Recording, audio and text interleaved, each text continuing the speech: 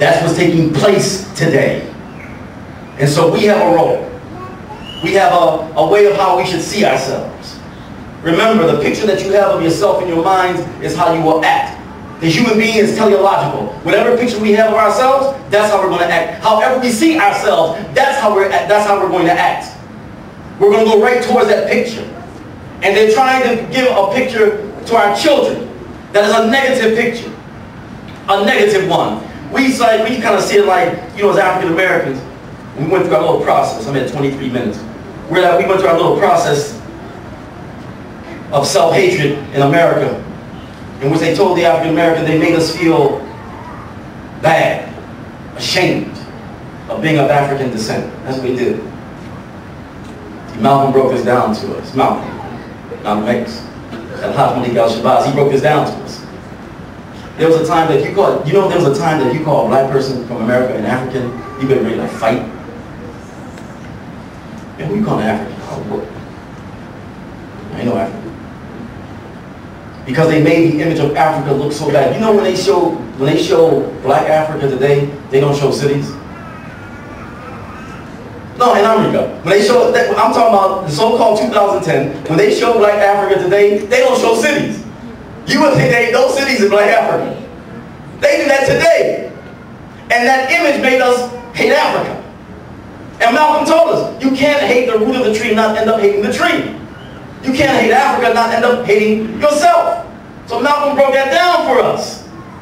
And so it was big. When black folks started calling ourselves African American. The fact that we use the word African, that was huge. Because how they made the image of Africa look. They control the image of Africa. That's what they're trying to do with Islam right now. They're trying to control the image of Islam. Make it look negative. Make it look like something that is not good.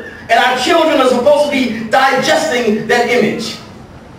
And when they digest that image, then they start suffering from an inferiority complex.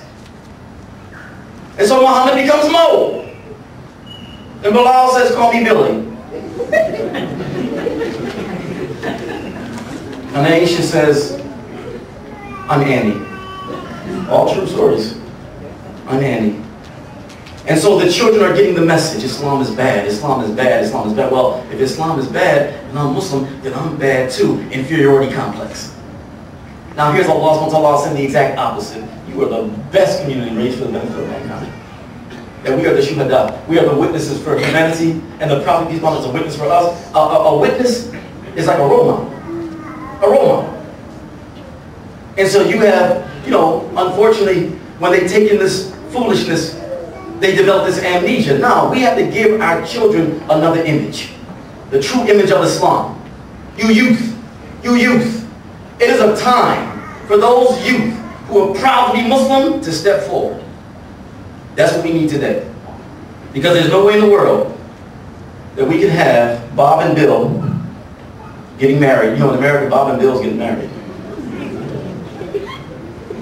Yeah, Bob and Bill want to get married. It's their civil right. It's their human right for Bob and Bill to get married. And then while Bob and Bill wants to get married, you have Muslims going in the closet.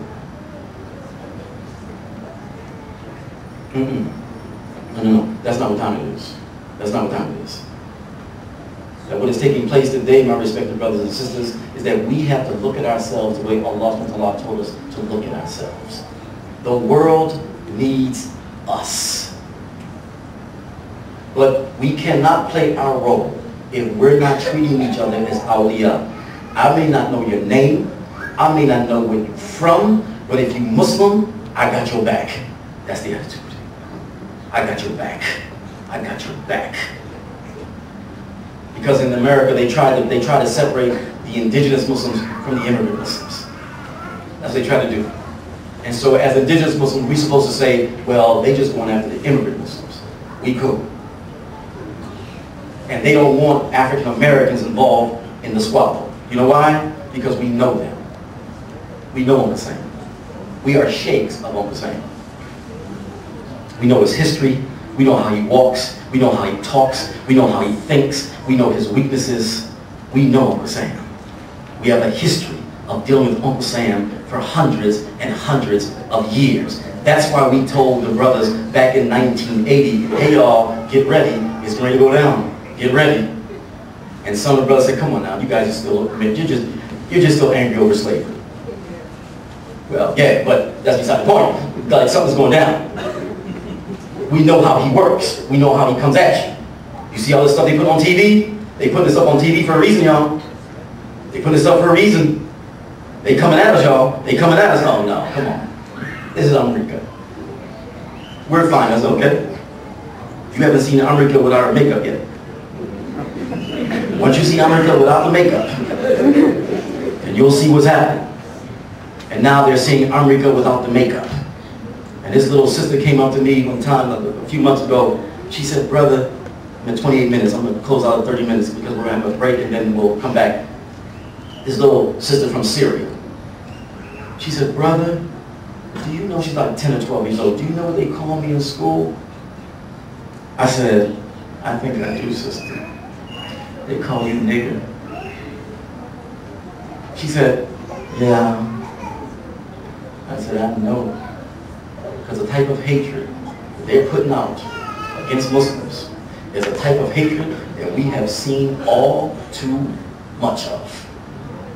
I know what they're calling you. I know what they're calling you. So now there's some challenges to be had, but brothers and sisters, I'm telling you, you're gonna be watching your satellite dishes and you're gonna see Islam coming out of America. It's happening already. It's happening already. But you have to understand, we have to look at ourselves in a way that Allah subhanahu wa ta'ala told us to look at ourselves. This world needs us. We are slowly and surely coming back to power, where we shall be the standard. Not America, no longer standard, no, not America. We, Islam, will be the standard. The Islamic way of thinking, the Quranic way of thinking, the Prophet sallallahu alaihi wasallam, that will become the standard of how we live our lives. That's what's taking place today. And I'll end with this. Don't you notice how every time something happens, it like backfires on them and it benefits us? Remember the cartoons? Remember the cartoons? That backfired, didn't it? It backfired. It backfired because when they came up with the cartoons, non-Muslims in America and all over the world were saying, who's Muhammad? No. Who's Prophet Muhammad? Peace be upon him. Okay. We have a program with Prophet Muhammad. Why don't you come on through? Place be packed. They want to know who the Prophet Muhammad is, peace be upon him. So see, Allah subhanahu wa ta'ala will take it and turn it around and will benefit us. And then when they hear that the Prophet Muhammad, peace be upon him, is related to Ibrahim Islam, they trip. And we tell this in your book, they trip. See, every time it happens, it really it backfires. Remember when George W. Bush, the idiot, the dummy, remember when he cut out, he was so stupid. Remember, but we made a lot of advances under the Bush because he was so dumb. He brought us together. George Bush, he was the uniter. George Bush was the uniter. The man was so stupid. But remember when George Bush came out, he said, the people of Palestine need to have democracy.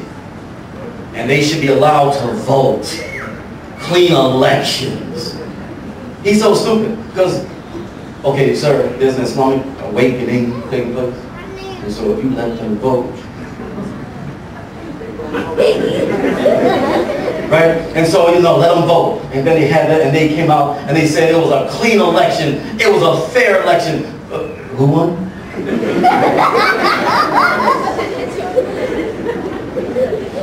Everything that they do to us backfires. That's how you know Allah subhanahu wa ta'ala is in charge. Everything that they do backfires on them. And in some way, it benefits us. And it wasn't intended to benefit us. But they are being set up by Allah subhanahu wa ta'ala. Because man plans and Allah plans. And truly Allah is the best of plans. So,